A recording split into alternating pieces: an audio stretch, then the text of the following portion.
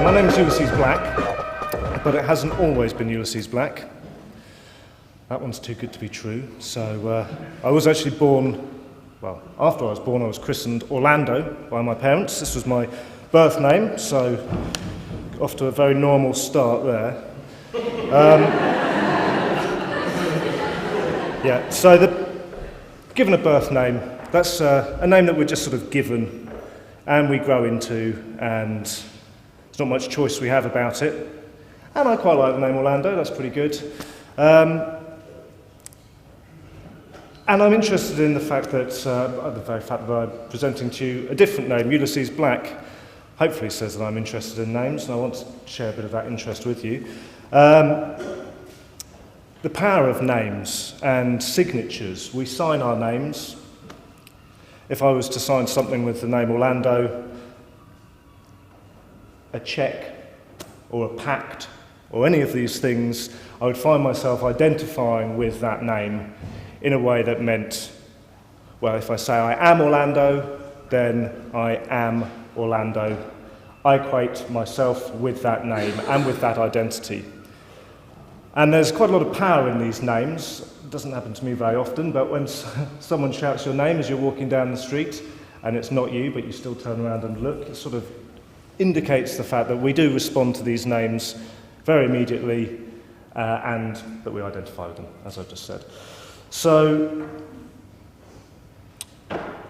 when I got into magic, which was quite a young age, I was still called Orlando, but like most people that got involved with this kind of thing, you give yourself a magical name. Which is the first interesting thing about names, is the fact that perhaps we start to give ourselves a name or a title. It might be a name that we have in a magical fraternity that divides us from when we're in the club and when we're not in the club, or it may be a special word that is our covenant with the gods, or it may be a motto that we declare to the universe. But we start giving ourselves these names, and we might even sign pacts with those names. I don't think I've ever signed a pact with the name Orlando, and I don't think I've ever signed checks with a magical name, so I don't know whether that means that one doesn't count and the other one does. I should probably sign everything with the same name, which I do try and do now, which is quite hard when you have at least two. So choosing a name and magical names. When I was about 21, I chose the first sort of serious magical name, by which I mean a name that I really presented to the world, and that name was Jack Macbeth. And I used this name as a pseudonym under which I would publish various writings on sorcery and things like that. And I'm not really going to go into the sort of work that relates to Jack Macbeth, other than a few little snippets, besides to say that Jack Macbeth was a name that was used as a mask, or as a veil, or as a disguise, and something that distanced myself from the wider community. Or as a mask anchored and bound the way that I saw the world through those particular eyes. And in fact, the particular strata of sorcery that I was working with and developing, in part sort of sourced from the works of Chumley, but sometimes Crowley, a bit of Castaneda there, a bit of Austin Spare thrown in there, all sort of revolved around this concept of masks, shifting masks, shape-shifting, in fact, and some mirror work, which of course does involve looking at yourself and more sort of masks, I suppose. But this sort of use of Jack Macbeth was an affectation. It was a mask that is deliberately put on that I would never quite have said, I am Jack Macbeth, in the same way that I might have said, I am Orlando. It would have just been a screen that was used. And again, as I say, a mask and something that bound together a whole collection of work. So going to this shape-shifting thing, and also in part to mirror work as well, one of the interesting aspects for me was this concept of, again, going back to masks. If we put on a mask, and we take off the mask and put on another mask, what's that thing that's in between the two masks? Or rather, if we're shape-shifting, and I'm using these terms sort of generally, I'm hoping that you all sort of get the idea of what shape-shifting is. If I move from one state to another state, there must be a point at which I've identified myself in one state, and then something happened, blah, blah, blah, and there I am in the finished state. And what began to interest me was what this in-between bit was, or what this space between these masks were. And this ties in with quite a lot of Austin Spare's related sort of sorcery and this neither principle, or the state of in-betweenness, neither this, neither that. And as a result of this, I started working with this sort of concept of this in-betweenness and really trying to home in on the formless bit between defined states.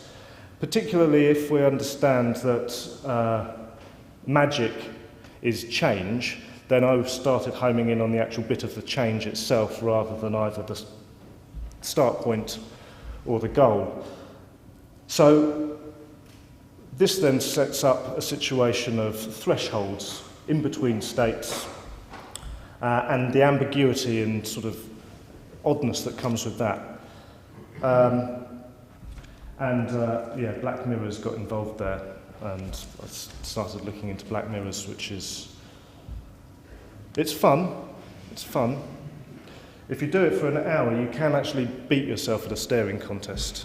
And I've actually won and lost several staring contests in the last 6.5 hours out there. And it's good, give it a go. So anyway, one of the reasons I'm talking to you a bit about myself is also because I'm interested in one level on magical biography.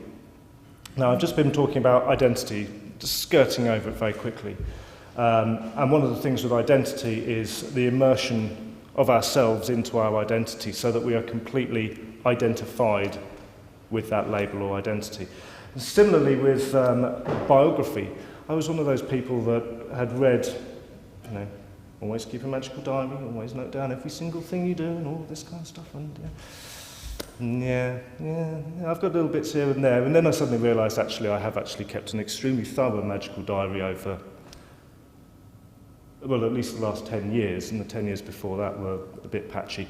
But I'd never quite done it for the reasons that I thought one was supposed to be keeping a magical diary, so that one could check back scientifically and see if rituals had worked or anything like that. Because what I realised about magical biography and magical diaries was that what they enable us to do is to plot meaningful events in our lives, initiations, for want of a better term, and to see recurrent themes, and through this get an idea of the narrative arc of our entire lives as individuals. We are all the hero in our own life story, or the Horus in our own life story. And I wanted to plot this idea of quite where my life was going and what this narrative arc is. And so the subject of magical biographies is sort of, I'm chucking that in to justify why I'm telling you so much about myself. It's not something I normally do. Okay, the immersion of the self. So that we can immerse ourselves in our own identities, but then we can also immerse ourselves in the concept of our entire lifespan and sort of place ourselves within it. And I think this is something that began to play on my mind in terms of shape-shifting and of summoning, and this idea that I started working with in my first book, The Totemic Invocation of the Shadow Selves, and this idea of summoning different parts of yourself from different times, past, future, sideways, imagined, dreaming selves, summoning yourself all into one place. This started to play on my mind, particularly as I thought about magical biography.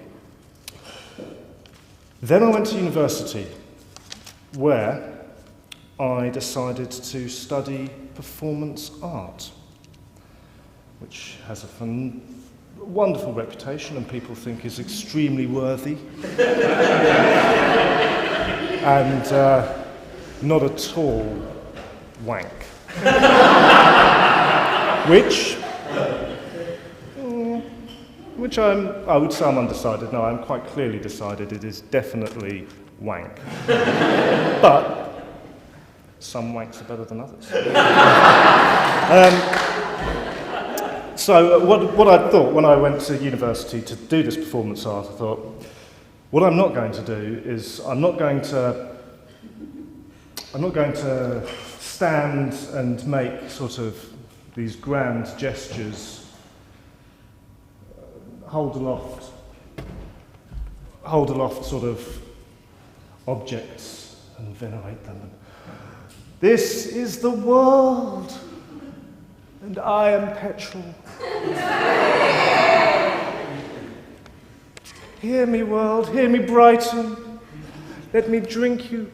Or any, you know, that kind of thing. Actually, it's a bit easier than I thought. I wasn't going to do any of that kind of nonsense, or mime.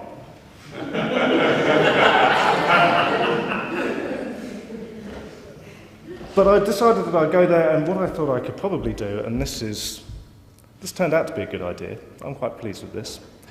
I thought, I can go to university, and I can study as performance art. And thought, okay, I can basically mince around and do all of this wave. Hang on a second.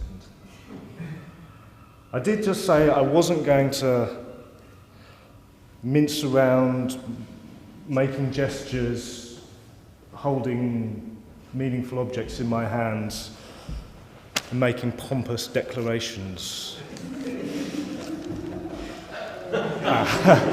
Okay, so basically it turns out performance art and ritual magic aren't that dissimilar at all.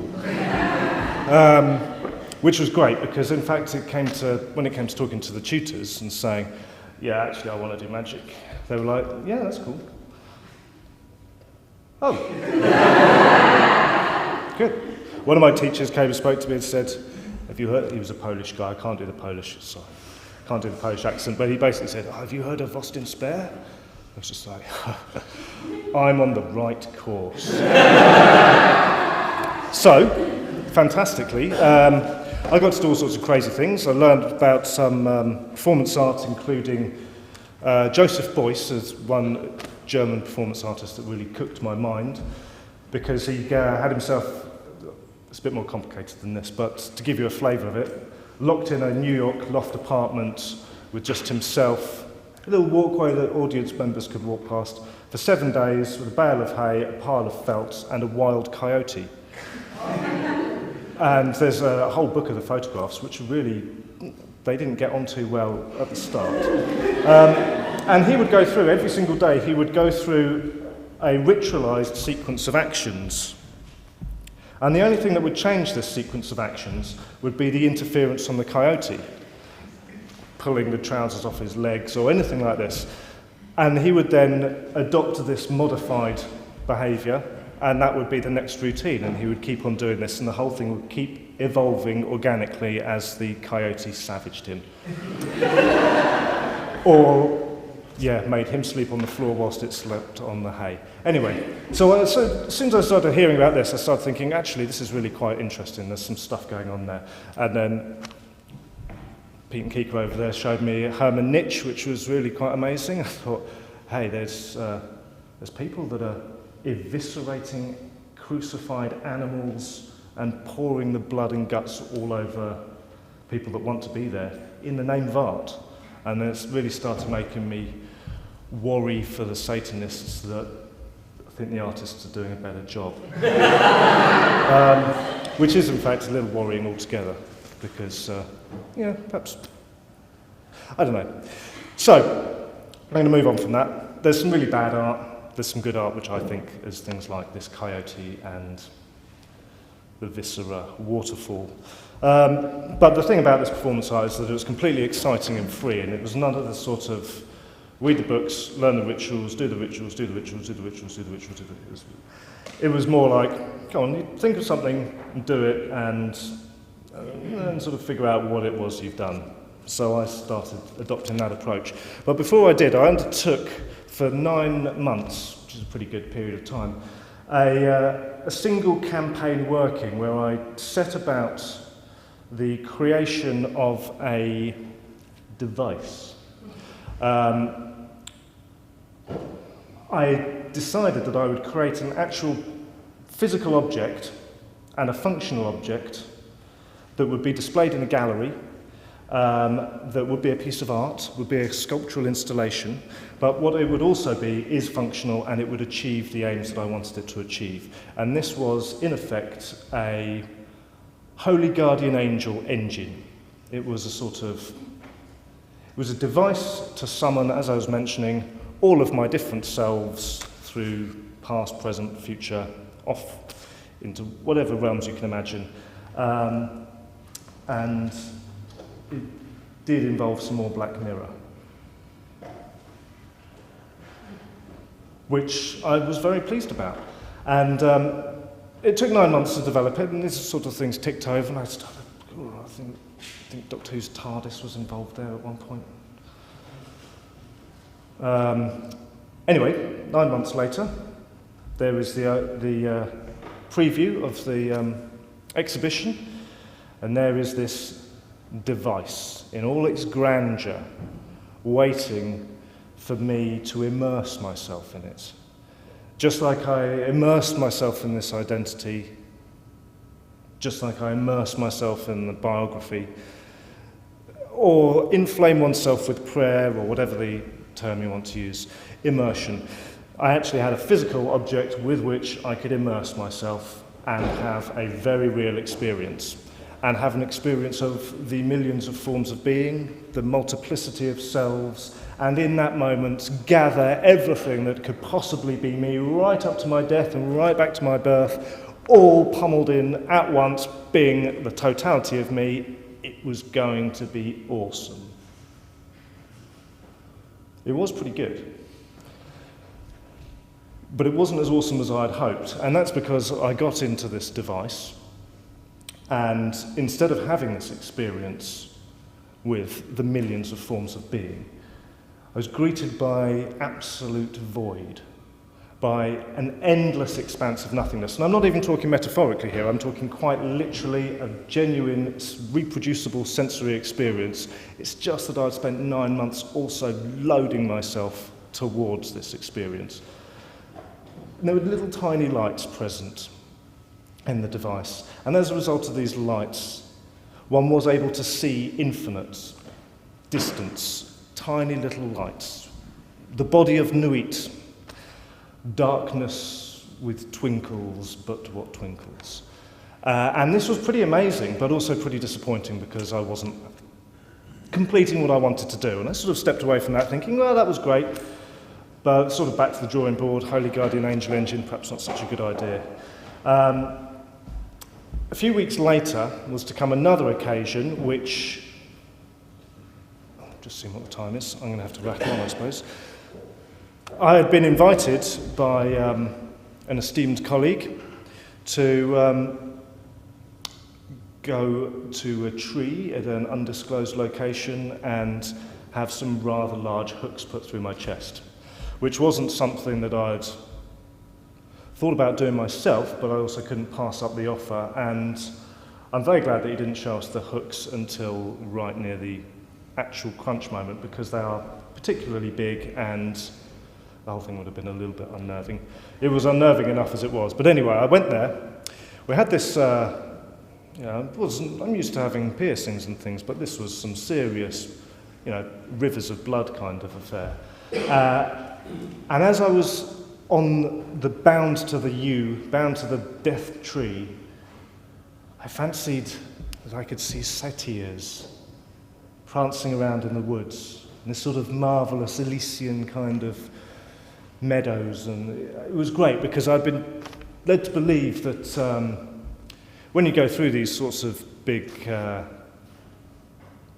body modification ordeals, or whatever you want to call them, you can experience this oceanic bliss and all of this sort of amazing transcendent kind of stuff. And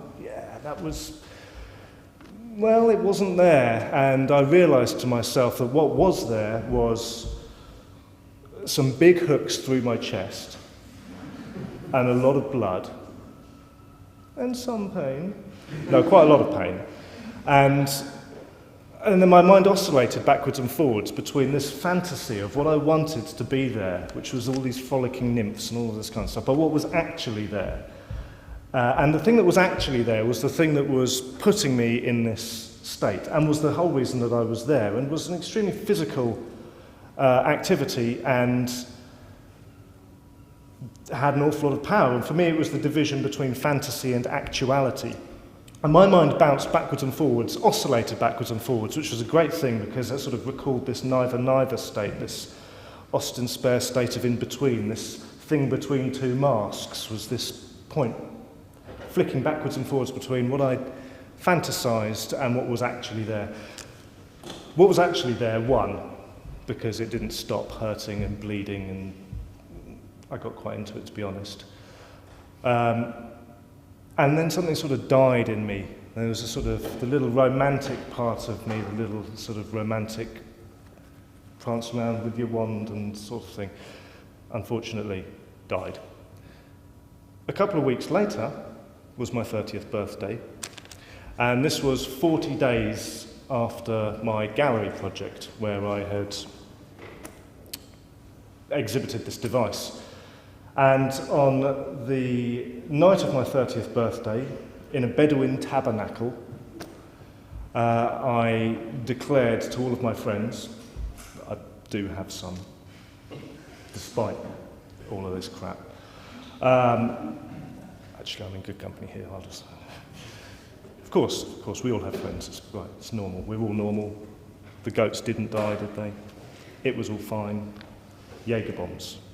Okay, so I announced at midnight, on the stroke of midnight, that I had changed my name legally to Ulysses Black for the period of 1 year to encapsulate a single year-long campaign working, a sequence of 9 or so magical operations. I had chosen the name Ulysses Black because I wanted a heroic name, because I was going to be the hero in my own story. And Ulysses, or Odysseus, I couldn't have Odysseus because Orlando begins with no and all. So I went with Ulysses. You know, he was an ancient hero, but he was also a hero that wasn't a divine hero. He was actually a man who used the cunning of his mind, and I thought, yeah, I quite like that. We'll go with Ulysses, that's great. And lots of S's in Ulysses, and Black had a nice clipness, and the whole thing sort of fit quite nicely, but it was pretty much as good as that. That was my justification for changing my name, besides the fact that I wanted a new magical name to encapsulate everything.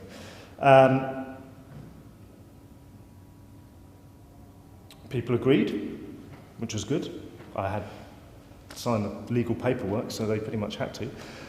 Some people said, so what is this Ulysses Black going to be like? What's his character?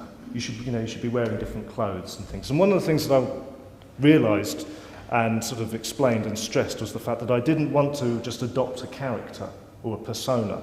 What I wanted to do was change just my name and to see how people's reactions to that name affected how they behaved to me, and then conversely how I changed my behaviour in response to other people's reactions to my name, which I hadn't really thought of as being such a Bond villain name, but it is a bit of a Bond villain. That's cool. And people sort of remarked that one of the things they noticed was how much my name was said, because they would have to correct themselves when talking to other people about me rather than talking to me. Because obviously they don't need to say my name when they're talking to me, but when they're talking about me, I never mentioned what they were talking about me about, or whatever. Anyway, so I started doing this campaign of workings. The problem was that I didn't know what it was that I was doing, which is a fantastically liberating position to be in when you're engaged in a magical activity. If you give yourself 9 months, and in 9 months' time you will be completing a magical process, but you don't know what it is.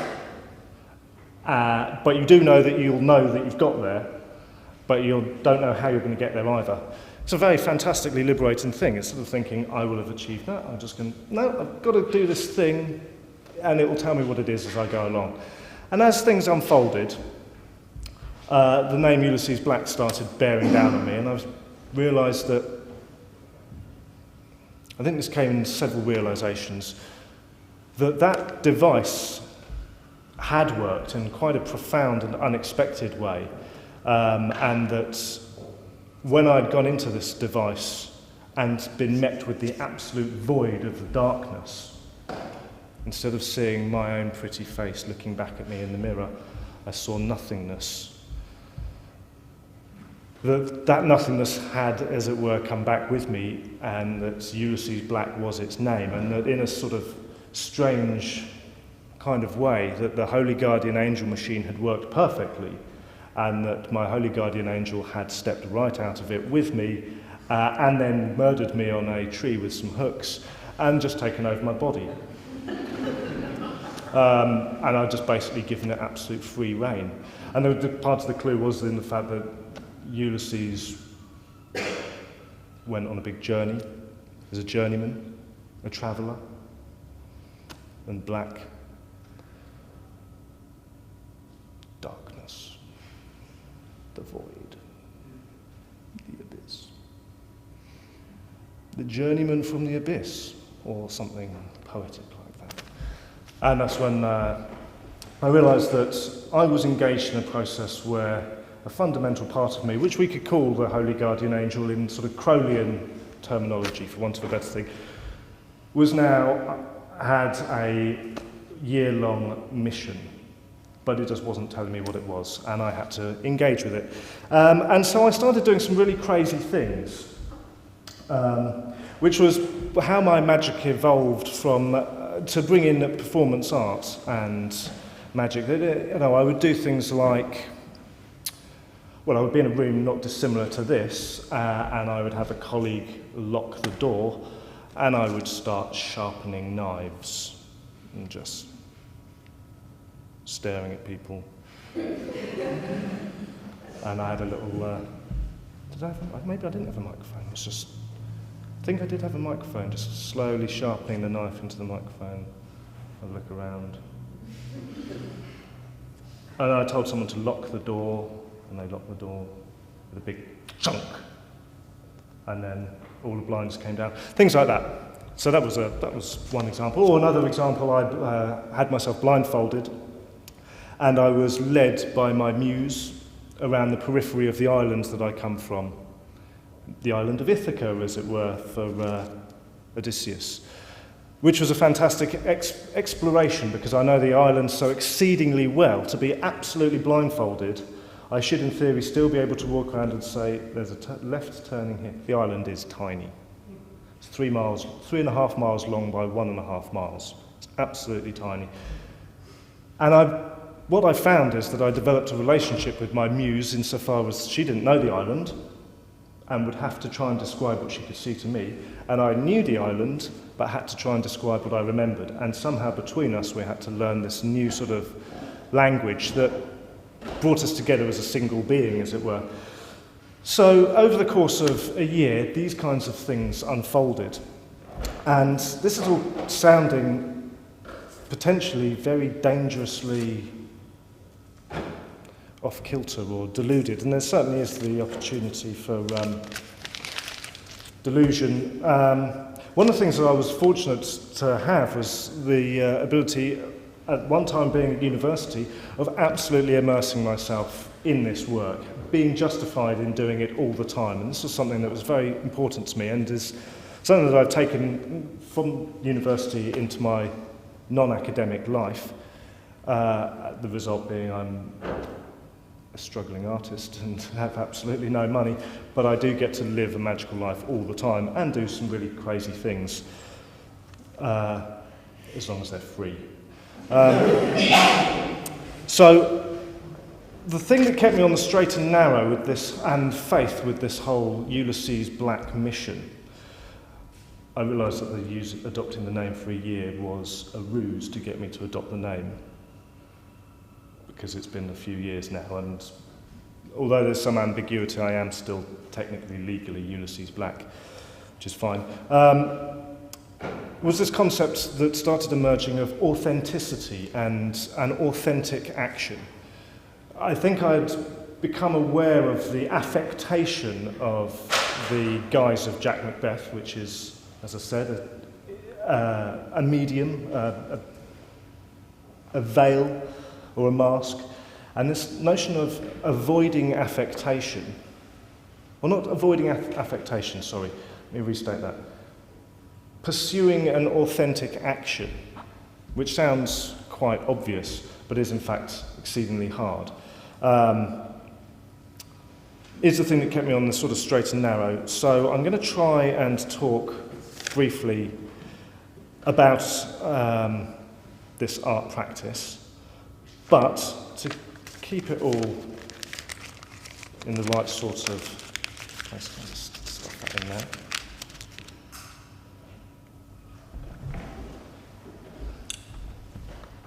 I do things like do a performance that involved a piece of Black Mirror, for example, or realising through my magical biography that I'd been using Black Mirror as Jack Macbeth, then taking Black Mirror, as I did with the device, and reusing it, having identified that it's sort of position of power. And so Black Mirrors are now something that I use quite frequently and quite familiar with, and could probably explain. Maybe I will explain why I did it out there. But anyway, there we go, there's a piece of Black Mirror. Honey is another one, thanks to Joseph Beuys. I gave a lecture on Joseph Beuys, this performance artist, where he famously covered himself in honey and described his artwork to a dead hare. And then I gave a lecture on it, and I did the same. I thought, and so, yeah, okay. Yeah. Sometimes you do some really crazy things in performance art, but then we also do some really crazy things in magic as well, and I think a lot of people that would look at people practicing magic would just go, what the fucking hell are you doing? And certainly if you've seen any documentaries of people performing magical rituals or spells, they look really lame. Perhaps because they aren't recording the thing that's going on in the person's head. And a live performance is certainly different to watching something on film. And all of my friends will attest to the fact that I've ranted and raved about this, and it's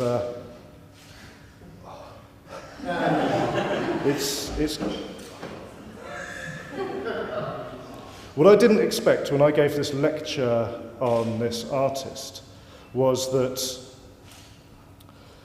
by emulating what he was doing, I suddenly came to realise a hell of a lot more about why he was doing what he was doing than when I'd just been explaining it.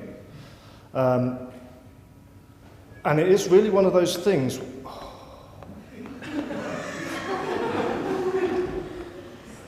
In case you're confused, this is actually very enjoyable. It is rather weird. It is certainly absurd, but it's really quite good. And God, do you know, I almost feel like I'm tripping and I'm trying to articulate that thing that someone sits there and goes, "Oh man, it's like, you know, it's like when the whales and, you know."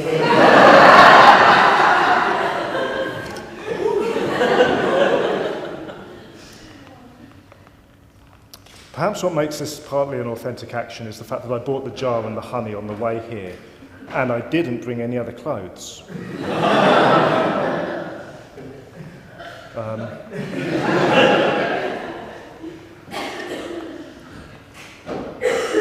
do I do, in the mouth or on the head?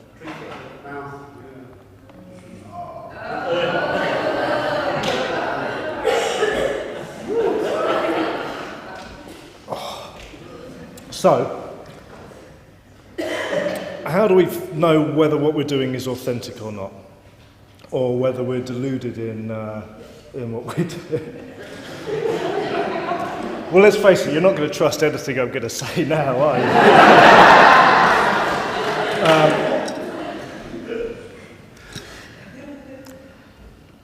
Let me see, I do have more things to say, but I'm also aware of the time, so perhaps instead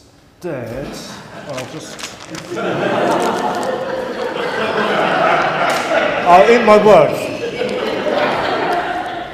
I think. And I'll let Pete take over.